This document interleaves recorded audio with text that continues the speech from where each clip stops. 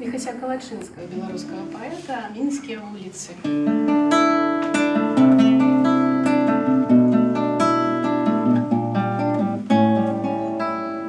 Мінскія вуліцы, як летутенні, поперак сходяцца, цягнуцца ўздоўж.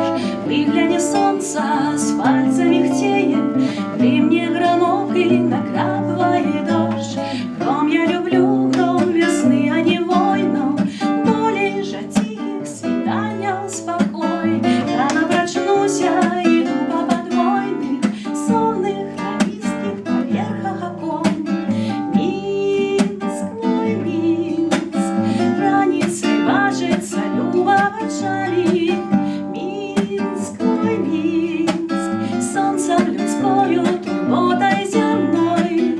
Мінск, мой Мінск, выйду я з дому, маршрут мне звычайны зычыць сустрэчы са славай самой. Блізка адсюль мог дастаць бы рукою вуліцу ў шуме, прысад маладых, дзе з Чарнышэўскім спрачаецца колас, з чорным Максім Богданович заўжды бавяць сустрэчы, куды не пайду я, з вуліц абжытых, адкрытых вясне. І Маяковскі, і дзядзька Бядуля рукі ўрачыста працягваюць мне.